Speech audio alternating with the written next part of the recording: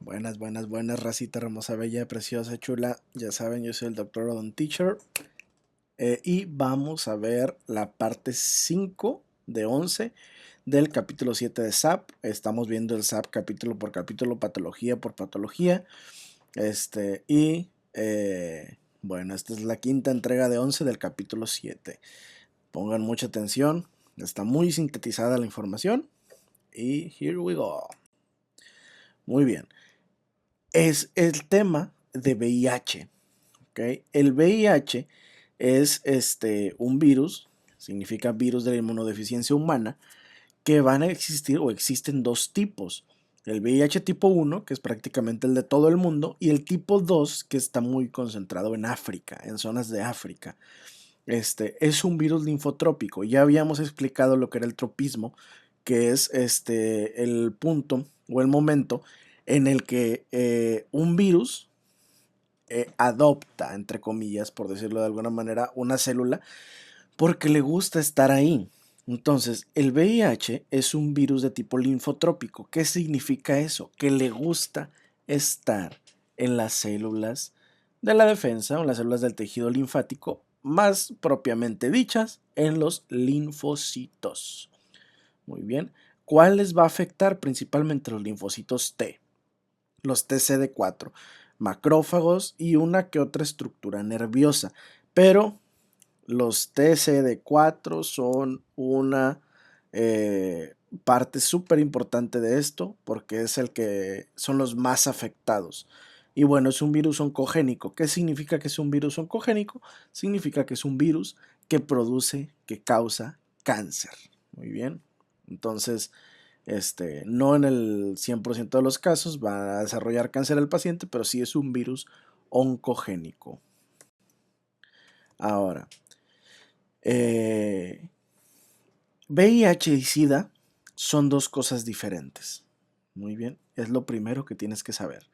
VIH no es lo mismo que SIDA. VIH es el agente causal, SIDA es la enfermedad. Entonces, estamos hablando de que esto es el VIH-SIDA. ¿Okay? Tú puedes tener VIH y no tener SIDA, pero no puedes tener SIDA y no tener VIH. ¿Okay? Entonces, pero ¿cuándo se vuelve SIDA el VIH? Bueno, a partir de cuando hay 200 linfocitos hacia abajo, de linfocito CD4, a partir de ese momento ya se puede decir, según SAP, que el paciente tiene SIDA. Lo normal es de 800 a 1200 linfocitos por microlitro. Abajo de 200 ya se constituye SIDA. Y esto no es lo menos. Llegan a haber inclusive un conteo inferior a 200. Entonces hay que estar bien atentos ahí. A ver, y esto es súper importante. Las etapas del VIH y el SIDA. La etapa de ventana, estas hay que aprendérselas así como están, una tras otra. Ventana, seroconversión, asintomática, sintomática y SIDA. Esas son las 5 etapas que tiene el VIH-SIDA. ¿Okay? Primero, la etapa de ventana va a durar de 2 a 12 semanas a partir de la infección. Y esto es muy importante porque en la prueba de ELISA, si tú la haces dentro de las 2 o 12 semanas, es muy probable que la prueba de ELISA, que para que la apuntes es la prueba diagnóstica del VIH, no la definitiva, pero es la prueba diagnóstica inicial del VIH. Si tú haces una ELISA dentro de las 2 a 12 semanas, es probable que te salga negativo, aunque esté positivo. Entonces hay que tener cuidado ahí con esas situaciones porque te arroja un falso negativo. Entonces tienes que hacer la prueba inicial, sí, pero luego después de las 12 semanas repetirla, ¿ok? Si salió negativa. Eh, y bueno, si hay una sospecha ya muy fuerte, de que, ok, estoy dentro de la etapa de ventana, pero tengo una sospecha muy fuerte de que el paciente tiene SIDA o VIH, entonces pides la prueba de Western Blot. Si hay suficiente carga viral, la va a detectar, ¿ok? Pero pues suele ser más cara que la ELISA, entonces, pues por ahí ya hay más restricciones, ¿no? Para poderla tener, pero la Western Blot es la prueba confirmatoria, la prueba de ELISA es la prueba inicial del SIDA. Después sigue la etapa de seroconversión, esta va a durar de 2 a 4 semanas, ¿y qué va a haber? Aquí va a haber un malestar evidente, va a haber ya linfadenopatía, va a haber letargia, temperatura, cefalia, artralgia, o sea, dolor articular, dolor muscular, mialgia, etcétera. Y es importante aclarar que son cosas que se pueden confundir con una mononucleosis infecciosa. Entonces, es bien importante entender el contexto clínico del paciente. ¿Ok? Sobre todo sus prácticas deliciosales de riesgo, sus prácticas tatuajosas de riesgo también, o sustanciosas, ¿verdad? De riesgo también. Y poder entender e interpretar la etapa en la que pudiera estar el paciente, suponiendo que fuera positiva. Entonces, esta etapa, si de esta seguiría la etapa asintomática o también conocida como etapa de latencia. En esta, en lactantes, ¿qué es latencia? El virus ahí va a estar, va a existir, va a estarse reproduciendo, pero no va a dar síntomas al menos graves. No lo vas a notar, no vas a saber que ahí está en la etapa de latencia. Va a durar en lactantes de 6 a 10. Aquí me equivoqué. Esto es meses. ¿Ok? Esto es meses. Entonces le ponemos ahí meses. Y en adultos, ahí sí es años. De 10 a 20 años. ¿Por qué de 6 a 10 meses en neonatos o en lactantes? Porque no tienen prácticamente un sistema inmunológico. Entonces lo poco que tienen lo destruye mucho más rápido el virus, y así llega muy rápido, en 6 a 10 meses, recordamos aquí, a una etapa de, de sintomática. ¿Qué es la etapa sintomática? La aparición gradual de los signos y síntomas, que vienen siendo sudores nocturnos, pérdida de peso, pérdida de memoria, demencia leve, linfadenopatía generalizada y diarrea. Son los primerititos signos antes de pasar a la etapa de SIDA, y aparecen de manera gradual estos. Ya la etapa de SIDA es cuando el conteo linfocitario, como les decía ahorita, está a menos de 200 por microlitro, y ya aquí se presentan síntomas más graves. Muy bien, ¿por qué? Porque si está bajo el nivel de linfocitos, no va a haber defensas. Entonces las bacterias, virus y hongos e infecciones oportunistas atacan. ¿Ok? Ahora, estos son cuadros importantes para fines de examen. Estos cuadros es de acuerdo a la etapa en donde está el paciente. Esta es la grave. ¿Ok? Estos son ya en la etapa de SIDA que aparecen. Y estos dos, pues son trastornos tanto raros, pacientes VIH positivos en el estado sintomático, y lesiones orales comunes. Estos hay que aprendérselos, estos cuadros, porque para fines de examen pues se los pueden preguntar. Ahora, la que sigue en mencionarse es la leucoplasia vellosa. Aquí estos son, yo les digo infaltables, estos son las características principales de la leucoplasia vellosa que hacen no parecerse al resto o la hacen diferente del resto. Primero, leucoplasia significa crecimiento blanco. Por definición, esa es la palabra, crecimiento blanco. Vellosa, pues porque literalmente parece vello. Entonces, aparecen los bordes laterales de la lengua. Ubicación. Siempre le digo a mis alumnos, la localización es la salvación, ¿ok? Forma pliegues lineales verticales, no horizontales. O sea, van a ser pliegues que están parados. Muy bien. Va a aparecer en la etapa de latencia. ¿Ok? Entonces, aparece previa al SIDA como tal. El virus de Epstein-Barr es su agente causal y se considera una precursora del SIDA. Entonces, la leucoplasia vellosa lo que va a hacer es decir, oye, paciente, estás a punto de pasar a la etapa de SIDA. Aguas. Aguas con eso. Ahora, candidiasis. La principal es la pseudomembranosa, ¿ok? En este video no la vamos a estudiar tan a profundidad porque hay un pedazo específico para infecciones por hongos, como lo es el Candida albicans, que es el hongo agente causal de la candidiasis. Y la candidiasis ya es un indicador muy claro del deterioro del sistema inmunológico y qué tipo de candidiasis están asociados a los pacientes con SIDA o con VIH. Candidiasis nasofaringeas, epiglótica, aquí es epiglótica, y laringia. ¿Ok? Entonces son ya, ¿cómo les diré? Complicaciones o formas menos comunes de una candidiasis, pero que atacan ya a pacientes con un sistema inmunológico muy, muy, muy deteriorado. Porque si no hay nada que detenga a los virus, hongos o bacterias, los virus, hongos o bacterias van a hacer su fiesta, ¿verdad? Ahora, ¿qué también se da dentro de los pacientes con VIH-Sida? Las infecciones micóticas profundas. Estas se dan principalmente por histoplasmosis. Hay ulceración de la mucosa y tumefacciones granulosas rojas. Entonces, los hongos provocan ulceraciones profundas. Muy bien. ¿Y qué tipo de microorganismo? En este caso, el histoplasma. Va a aparecer en la lesión, pues es detectable con biopsia principalmente.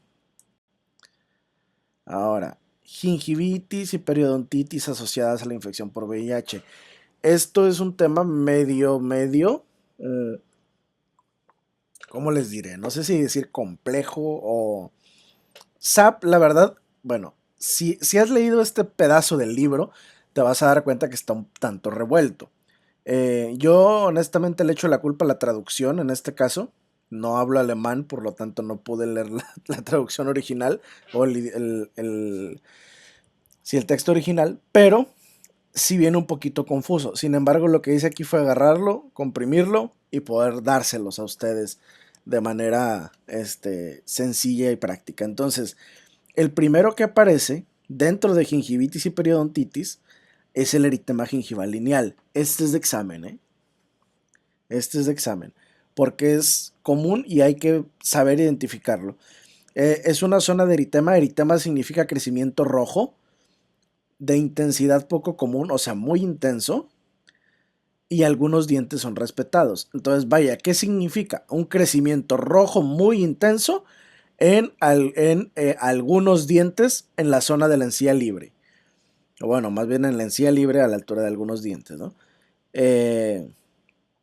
¿Y qué es lo que pasa? Que en el eritema gingival lineal, como lo vemos aquí, hay unos dientes que están, o unas zonas dentales que están súper afectadas y se ven muy, muy, muy marcada el eritema gingival lineal, y luego no hay nada en el otro diente. Y luego en el otro otra vez está manchado, o así la lesión. Eso significa que hay una lesión, un eritema gingival lineal con lesiones salteadas. ¿Ok? Y ahora, ¿qué es lo que pasa? Que si esto se queda sin tratar o si definitivamente el tratamiento no se puede llevar a cabo o no funciona, va a evolucionar a gingivitis ulceronecrosante. ¿Cuándo? Cuando los linfocitos ya bajaron a 100. Fíjense, empezamos en 800 a 1200 y ahora vamos en 100.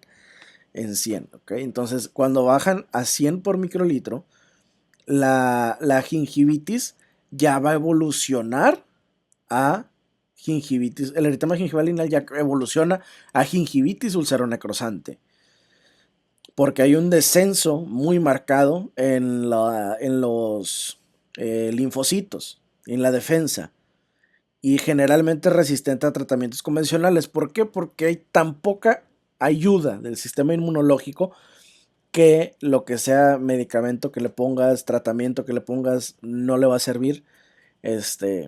Porque inmediatamente se vuelve a infectar. Entonces es una lucha de nunca acabar.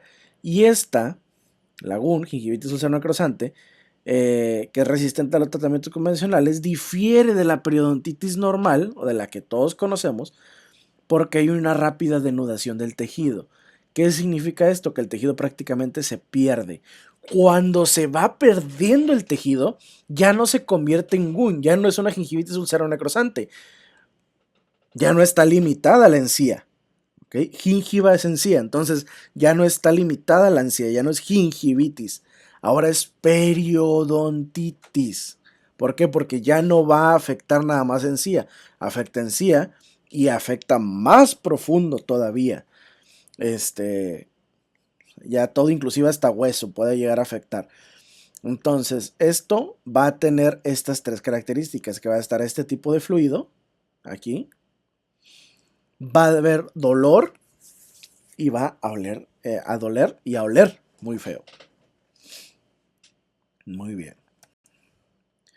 Ahora, úlceras agudas inespecíficas.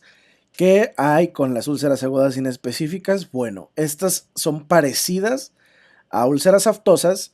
Vienen en el capítulo de infecciones, trastornos mediados por procesos inmunitarios. Estas úlceras aftosas van a ser crateriformes, o sea, van a estar profundas con un halo eritematoso, que dijimos que era color rojo, eritematoso, bordes afilados o engrosados, y va a penetrar tanto el músculo como el hueso si no recibe tratamiento o si resulta que no sirve. Entonces va a ir con todo, hasta el hueso. Y bueno, esto se tiene que explorar el tejido conectivo, perdón, el tejido conectivo y el otro. Bueno, pues técnicamente sí, porque es profunda, entonces va a haber exposición del tejido conectivo, por eso es más técnico. O es más para los videos de histopatología que les voy a hacer. Pero bueno, se tiene que explorar el tejido como tal para asegurarse qué es consecuencia de qué, ¿ok? O de qué es consecuencia, porque generalmente estos tres son los principales sospechosos: herpes, citomegalovirus y micosis invasivas, y se va a tratar generalmente con esteroides. Ahora, agarren lo que sea para apuntar, porque esto es bien importante. Esta es la patología más importante de dentro, junto con la candidiasis, dentro del tema de VIH, el sarcoma de Kaposi. Este va a afectar del 10 al 20% de los hombres VIH positivos. Este sarcoma de Kaposi también es más frecuente en varones que obtuvieron o adquirieron el virus o se contagiaron de manera deliciosal. Muy bien. Y esta es súper pregunta de examen cañona, machín. Este, Esto tienen que sabérselo sí o sí. Es causado por el herpesvirus tipo 8. Es asociada a la aparición del sarcoma de Kaposi. Esto apréndanselo sí o sí. ¿Cómo son las lesiones? Rojizas o púrpuras, y estas pueden ser maculares, o sea, mancha, o nodulares, que es bola. Cualquiera de estas dos maneras se pueden presentar.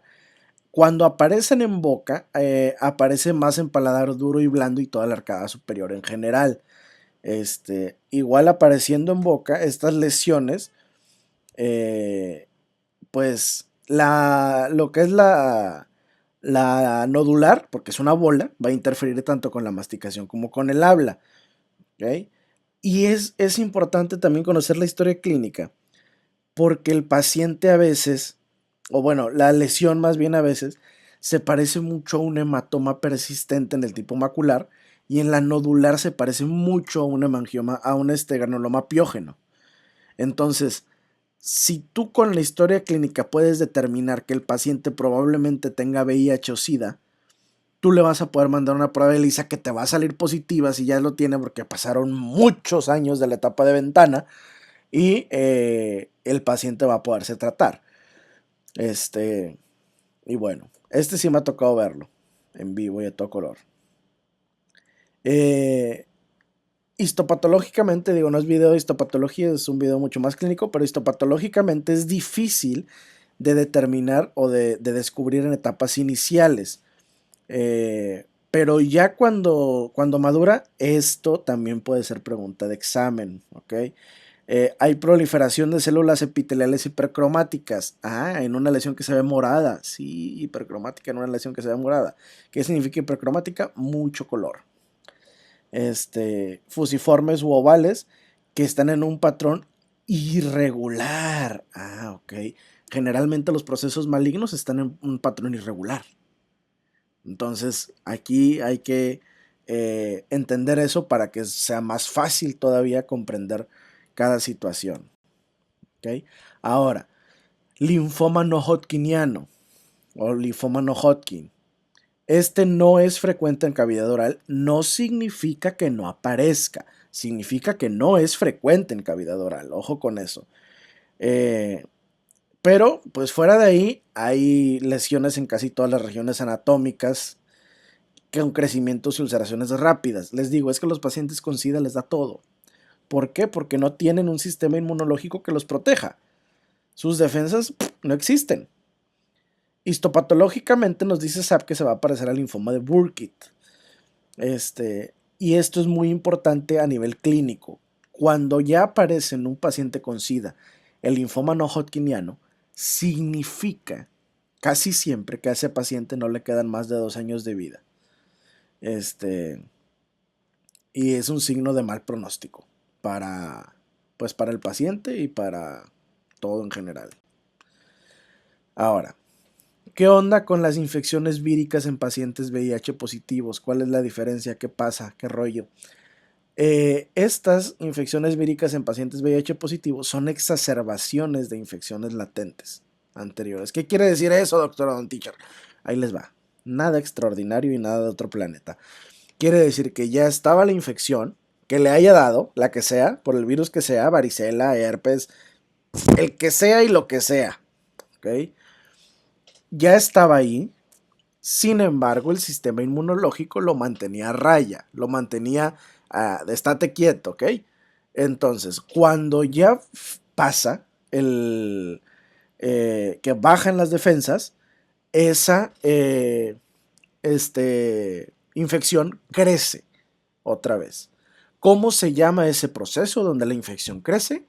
Exacerbación.